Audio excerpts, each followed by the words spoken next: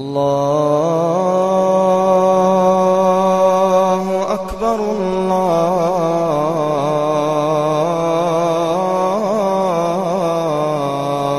akbar.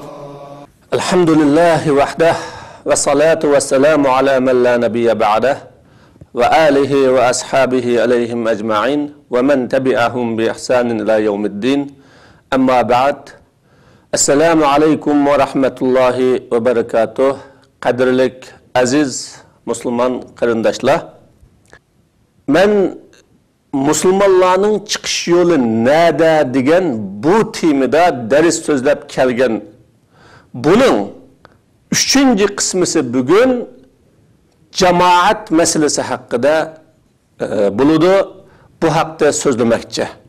Hemimizge malum bütün Müslümanlarını bir yerge cuglaydıgan, bütün Müslümanların birlikige ve mevcudiyetine kapaletlik kılıdıgan İslam'ın bayrağı dünyada İslam düşmanları tarafından yıkılgandan keyin ve Müslümanların hakimiyeti ağdırıtılgandan keyin Müslümanlar türlük fariqliga, türlük guruhlarga bölünüş bilen Müslümanlar çeçilip ketdi. Bölünüp ketdi. Her xil guruhlarga oynanıp ketdi. Hemmisi asli izzatni, asli nusratni, asli Allah subhanahu ve taala vaad qilgan haqiqiy saodatni, nijotlikni izlagan bo'lsa-mu, ammo musulmonlar buningga texigacha yetolmadi va yetolmayotdi.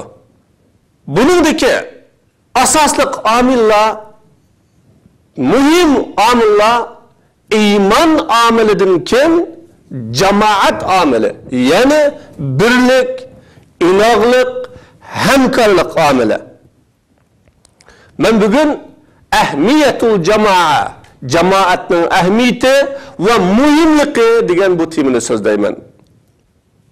Musulmonlar, men bir savolni so'ramoqchi oldi bilan inson cemiyetlişip yaşaydigan, toplashib yaşaydigan mahluk mu yoki yakka, ayrim, yalğız yaşaydigan mahluk mu degan bu haqda bir o'ylanishimiz kerak.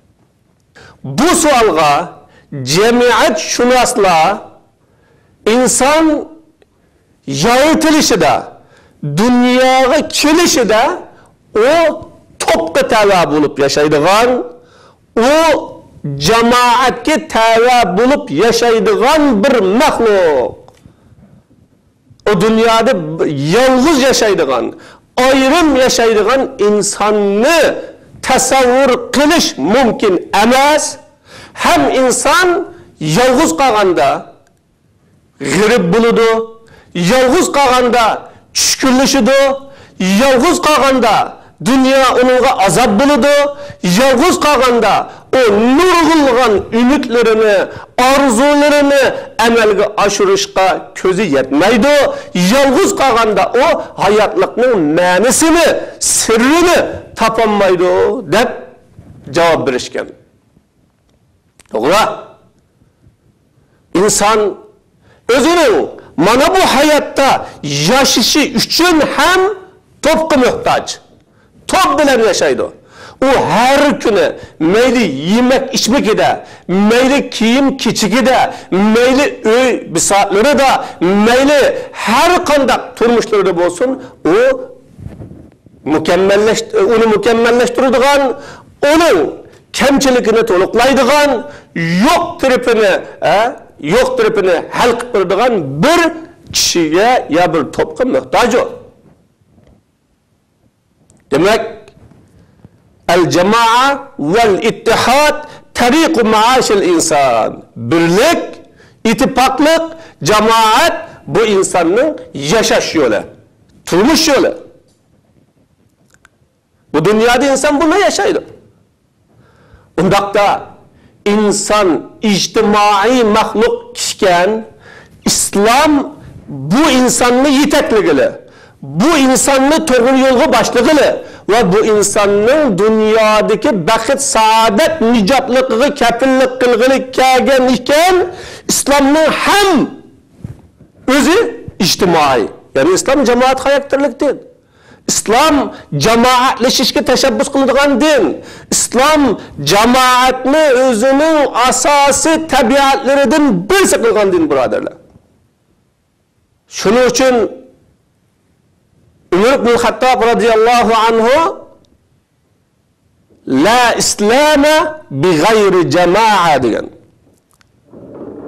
Musulmonlar jamaatlashmay turib, musulmonlar birlikka kelmay turib, mukammal, kamil, Allah Taala talab qilgandek shakldagi islom bilan yashag'ili bo'lmaydi.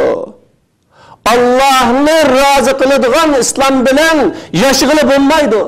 Allahning oldiga Allah subhanahu va taolaning hisobini bag'idek islom bilan bog'lab bo'lmaydi deb Umar roziyallohu anhu buni bayon qilib bergan.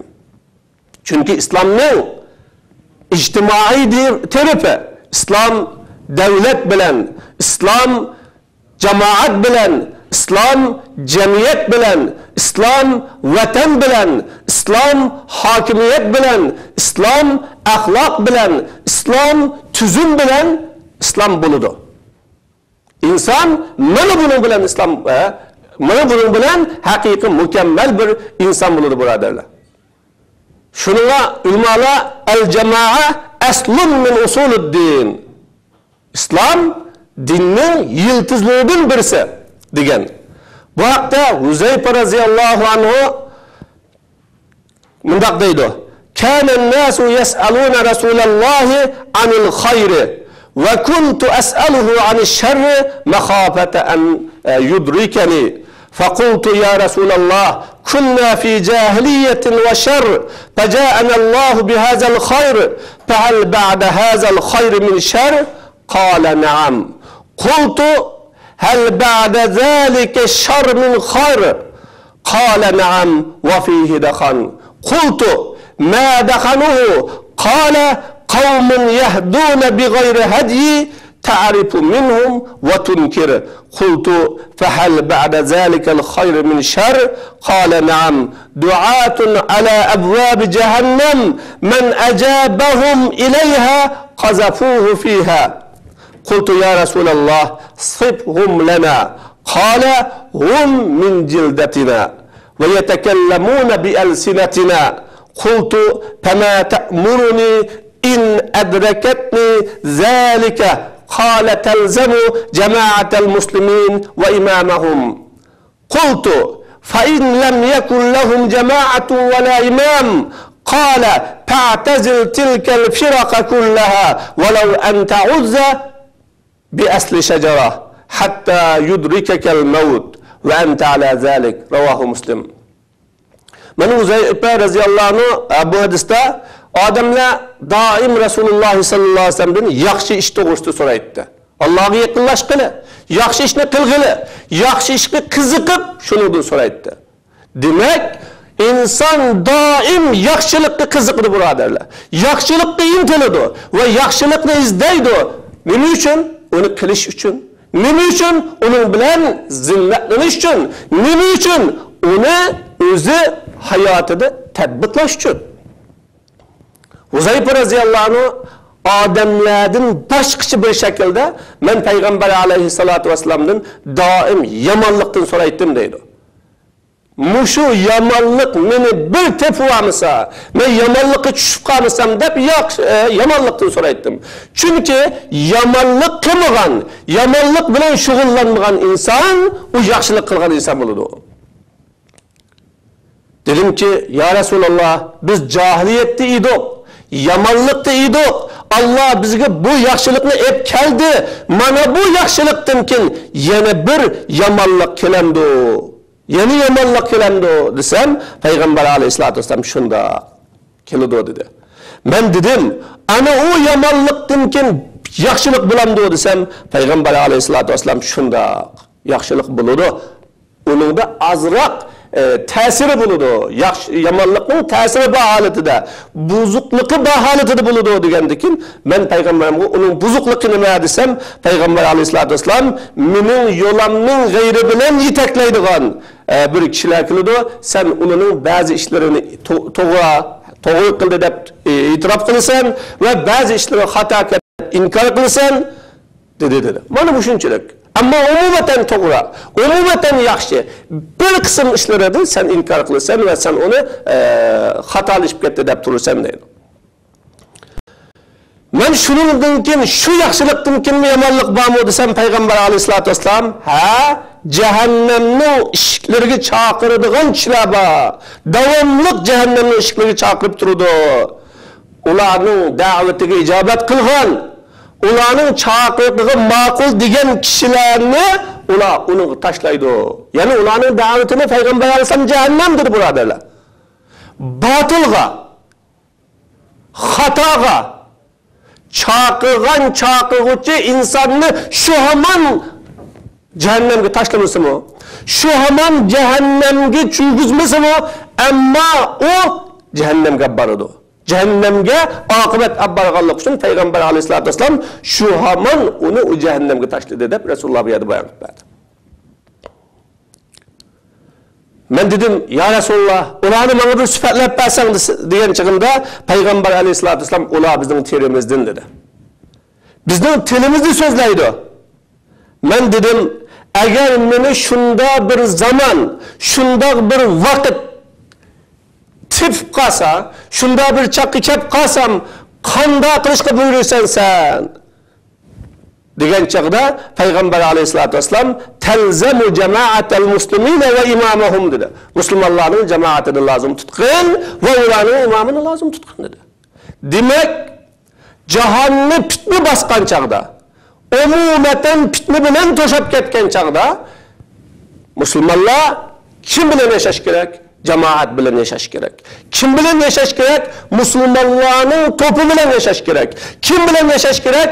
Musulmonlarning birlikka kelgan, musulmonlarning birlikka kelgan gavdasi bilan yashash kerak birodarlar. Agar jamoatmi yo'q, imommi yo'q, bunda bir holda bo'lib qolgan chaqda qanday qilaman desa, payg'ambar alayhisolatu vasallam u ozg'un tariqalarning keyniga kirib, ularga erishib qilgandan sen hammadan ayrilgan daraxt gerçi açlıktan daraxtninki yıldızını yeydigan yerga berib qalsang mı? Ölüp ketsen mi? Sen daraxtning yıldızını yesen mi? Ama o azgın cemaatga azgınlar ketilmegin deb Rasululloh sallallohu alayhi vasallam mana bu hadis bilan cemaatning ne kadar muhimligini, cemaatning ne kadar ahamiyatli ekanligini bizga bayon qilib berdi birodarlar. Demak, qutulish yo'li nada? Musulmonlarning jamoatida, musulmonlarning safida, musulmonlarning birligida, musulmonlarning hamkorligida, musulmonlarning ilotligida birodarlar. Qutulish yo'li. To'rtinchisi, jamoat tariqul ubudiyati lillah. Allohga qulchilik qilishning yo'li u. Inson Allohga jamoat bilan qulchilik qila oladi. Ya'ni qulchilik qilish yo'li jamoat bilan vujudga chiqadi. Mana biz tunji o'qiydigan suratul Fatihada iyyaka na'budu va iyyaka nasta'in degan bu so'zni ushtirtimiz birodarlar. Allohga bu orqali ahd qilamiz. Yana qulchilik qilishda yegona, yolg'iz Allohga qulchilik qilmoqchi bo'lsak, ammo qulchilikni kim bilan qilamiz? Musulmonlar jamoati bilan qilamiz. Musulmonlar bilishib turib qilamiz. Musulmonlar hamkorlashib turib qilamiz birodarlar. Mana na'bud degan jamoat bilan. Jamoat bilan deydi. Biz sana qulchilik qilamiz, qulchilik qilaman emas, qulchilik qitma emas, ammo qulchilik qilamiz jamoat kalimasi, ko'plak kalimasi.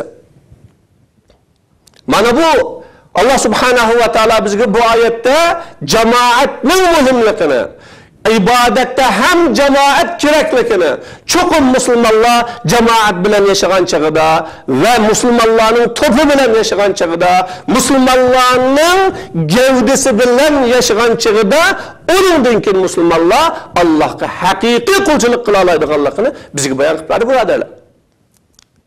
Biz Müslümanlar çeçildik, bölendik, parçalandık. Hem tariqa özününkini toğru deydigan, özününkini hak deydigan, özününkini en haklı üstüge koygan deydigan, mana bu davani kılıp karşı tarafını inkar kılıdigan, karşı tarafını düşman tutudigan, karşı tarafını septen çıkarıdigan, karşı tarafki yaman közü bilen qaraydigan, karşı taraftan gumanlanıdigan, karşı tarafını ayıplaydigan, karşı tarafki daim düşmanlık nazarda qaraydigan boğaçqa, mana biz bugün Allah'a hakiki kul buluş şeklinde kul bulamıyoruz buradarlar. Mescidlerimiz kını, mekteplerimiz kını, medreselerimiz kını, kuşaklarımızdaki evlatlarımız kını, vatanlarımız kını, öylerimiz kını, ailemiz kını. Bizge mana bu şekilde bütün zillet geldi buradarlar. Hatta Allah'ta kulçılıkını hem kılanmadık. Mescidlerimizde kovduyanmadık. Kur'anlarımızda kovduyanmadık. Ceynimazlarımızda kovduyanmadık. Avlatlarımızda kovduyanmadık. Özümüzün mevcutluğunun en mühim menbası boğan hatta topraklarımızda, vatanlarımızda hem kovduyanmadık buradarlar. Mana bu Allah'a kulçuluk kılanmadık degen gap bu yerda. Biz bu birlikimizde, ittifaqlığımızı saklamagan günüde Allah'a kulçuluk kılışının yollarından bayılıp kaldık biz buradarlar. Cemaat bu nimet bu. Saadet bu. Normaldir Beşir radıyallahu anh Peygamber aleyhissalatu vesselam'ın el cemaatu rahmetun vel furqatu azabun diyen sözünü rivayet kıldı. Cemaat diyen Allah'ın rahmeti. Ayrılış bu azap bu.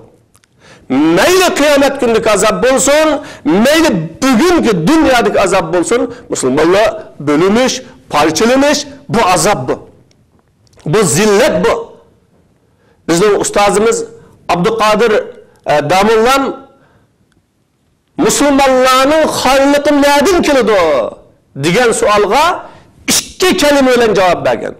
Birinci Müslümanların nadallıkıdır, ikinci Müslümanların tebrik yani şundak bölengen, parçalangan ve birbirine inkar kılışkan halet edin keledi o dep Abdülkadir Damullan bizge şunu bayan kıp bergen. Demek 100 yıllık aldıda bizning yetakchi ustozlar ve bizge yetakchilik qiladigan yol başçılarımız biz Müslümanların keselinin nadiligini, biz Müslümanların qandaq kesellerge müptila bo'lganligimizni ana ular shu vaqtda buni his qilib bo'lgan. Bu cemaat beşincisi Allah Subhanahu ve Taala'nın Kur'an'daki bütün Müslümanlara kılgan nidası.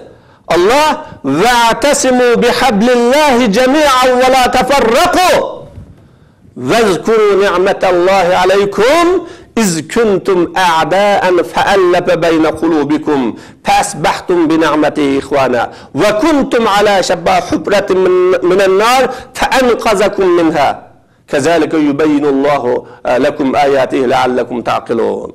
Mana Allah bu yerde bütün Müslümanlarını en avvelen Allah Subhanahu ve Taala'nın ağamçısı Kur'an-ı Kerim getirişke buyurdu burada. Bazı sahabeler hablillahni cemaat deb tafsir kılgan.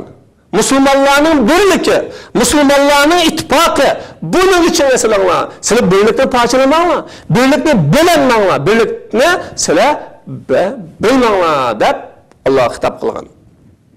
Demek mana bu ayetning çeyreği qaysak Allah deydi sizler Allah'ın sizleri kıyındaş kılgan bir nimetini eslanmayı ki sizler bugün kıyındaş bulduğuna, sizler bugün bir-birinlarını dost tutuduğun, yaş kırıdığın, bir-birinlarını himaye kılıdığın, hatta bir-birinlarını himaye kılış için canını biridiğin halkı geldiğini sizler deydi Allah Subhanahu ve Teala.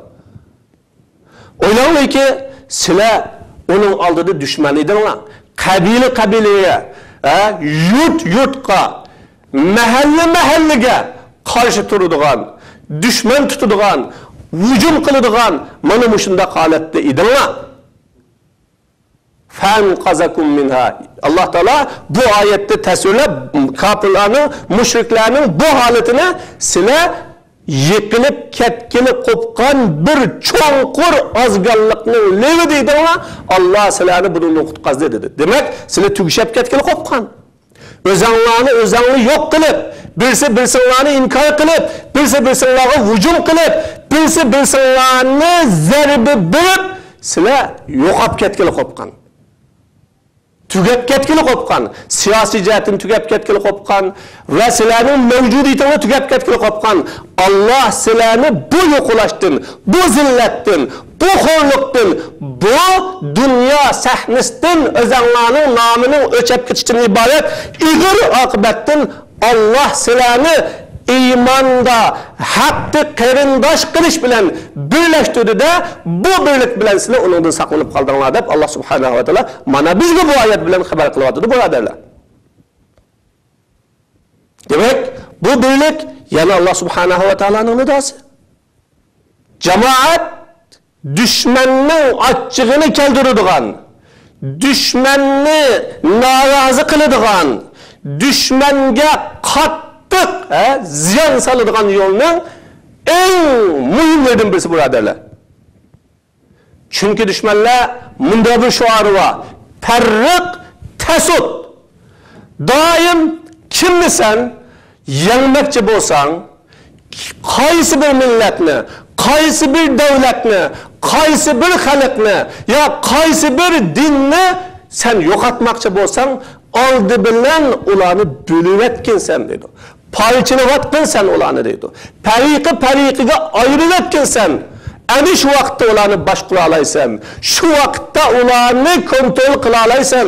Shu vaqtda sen o'zingning ular haqida yurgizmoqchi bo'lgan suiqasdlarini qanday qilsang shundoq yurgiza olaysan degan mana bu shoirlik islom dushmanlari o'tirib qo'ygan birodarlar.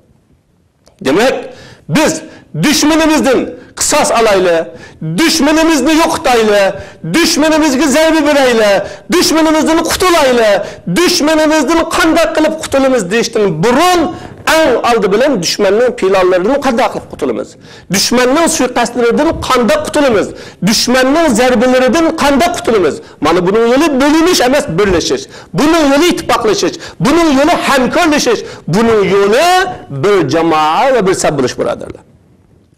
Mana bu jamoat nusratning, g'albining, nijotning yo'li birodarlar.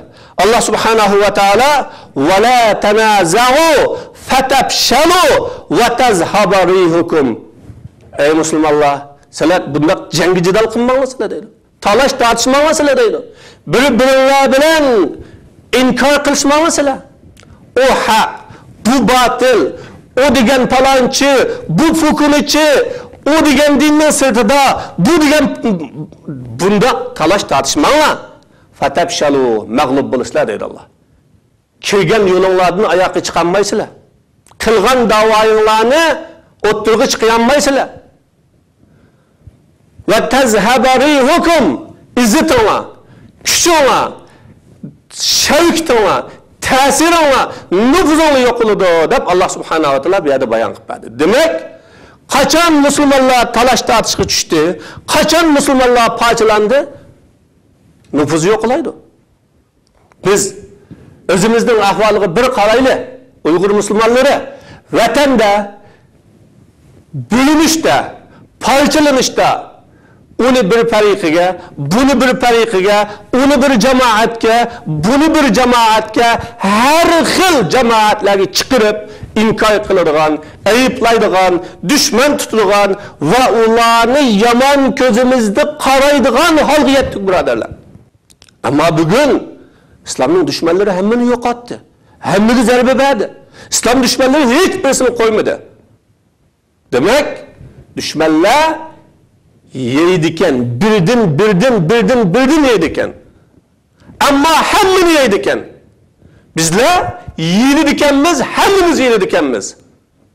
Kaçan ki bir bo'lsak, kaçan ki ön bo'lsak, kaçan ki qo'llasak, qachonki boshqalarni yaxshi gumon qilsak, qachonki boshqalar bilan hamkorlashsak, mana bu vaqtda bizning nufuzimiz, bizning ta'sirimiz, bizning kuchimiz, bizning xalqarodagi o'rnimiz, bizning amaliy mavjudligimiz paydo bo'ladi, birodarlar.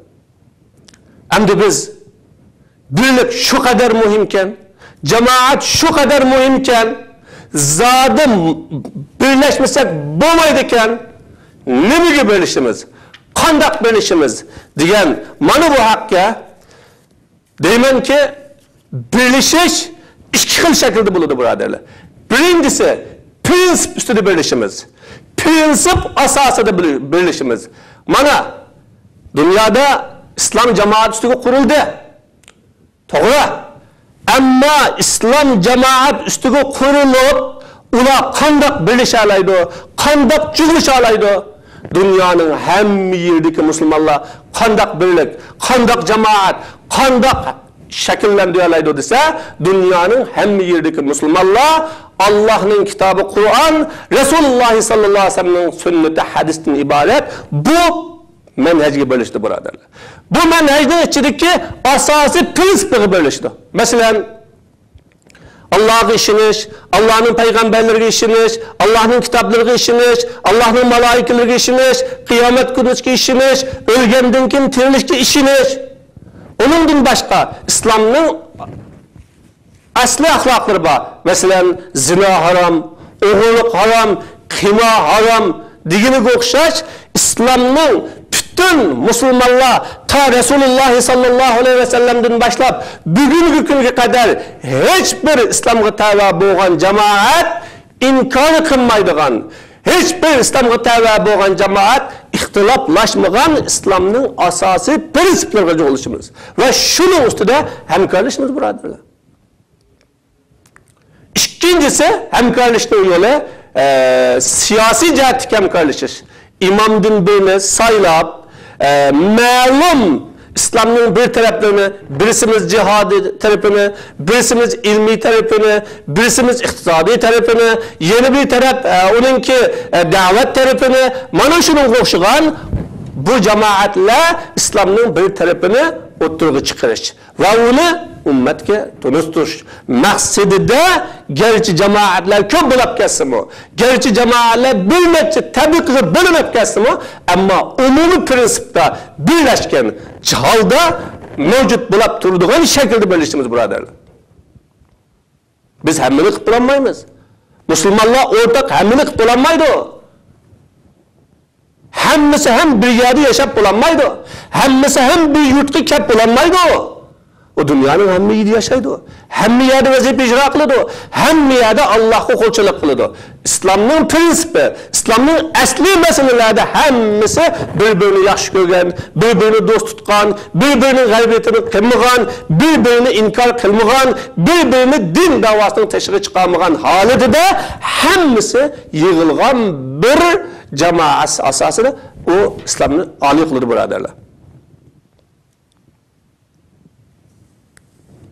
Allah subhanahu wa ta'ala mana bu islomning bir qismini tutib, o'sha qismiga chin esilib, shu qismisi bilan islomning hammani ijro qildim deb boshqalarga inkor qilgan, boshqalarga ayblagan kishilarni Alloh taolo ayblab deydi-ki, innallazina farraqu dinahum wa kanu shi'an lasta minhum fi shay'in innama amruhum ilallah. Dinlerini parçalagan deydi Allah subhanahu wa ta'ala. Bir yerde dinlerini parçalagan. Bu hafta tefsir ulamaları dinini parçalagan. Ben biri o'qitish yo'lini tanladım. Ömrümün ahirqichilik o'qitaman. O'g'itish yo'lini tanladım. Ömrümün ahirqichilik o'g'itaman. Da'vat yo'lini tanladım. Ömrümün ahirqichilik da'vat qilaman. Cihad yo'lini tanladım, ömrümün ahirqichilik cihad qilaman. Buningdan boshqasini qilib bo'lmayman, qilmayman degan shaklda dinni parchalaganlardan emas, hammaning muhimlarini, avlolarini, afzallarini va shu zamon, shu davrning sharoiti nimani talab qilsa, shuni qilgan va her birisi bir tarafını tutsunmu, ama hamkarlıkta, ama inatlıkta, birbirine dost tutuşkan halette, umumi tarafını oturgu çıkış arkalık, İslam'ı mükemmel şekilde tutuşunu maksat kılgan, mana şunda kişilerden, boğmagan kişilerden sen alakan yok Muhammed Aleyhisselatü Vesselam. Sen ular bilen hiç kandak münasebette emas deb Allah Subhanahu ve Teala bu yerde eyipleri buradarlar. İnkar kıldı. Dinni bilgen. İslam'ın birer tarafını tutuvarsa, bununki kemigen, bununki ketilmegan, bunu kımmegan, müşü yolda mağmaganlar hemmisi azgın. O İslam'ın içinde emas, o Müslüman emas deydiğin şekilde dinni bölüvetken, dinni parçalavatkanlardan Resulullah sallallahu aleyhi ve sellem ular bilen birlikte emasga muradarlar. Demek biz İslam'ın hem tarafını kılışımız lazım. Hem tarafını tutuşumuz lazım. Ve hem İslam'ın bu bir tarafını tutup ortak İslam'ın mükemmel şekilde oturup çıkışka tırışkan, Allah'ın kelimesini âli kılışka tırışkan, mezlum Müslümanlarını tutulduruşka tırışkan, hak kılışka tırışkan bütün cemaale, bütün guruhlar birbirimizni kollaş ve hemkarlaşış, birbirimizge yardım kılış ve birbirimizin gemini yiyiş şeklinde terakki kılış bu İslam'ın yolu ve bu Müslümanların kurtuluşunun yolu buradarlar. Ama bu cemaanın çoğum imamı olmasa, emiri olmasa, mesulü olmasa olmaydı buradarlar. Bu emir kim, mesul kim, imamı kim? İnşallah bunu dersimizin 4. kısmısı da imam kim? Onun süpti nime? O kandak kişiler Müslümanların yetekçisi, rehberi bulalaydı degen hakkında dersimizi devamlaştırırız. Ve ahiru da'vana elhamdülillahi rabbil alemin. Ve rahmetike ya rahman rahmin.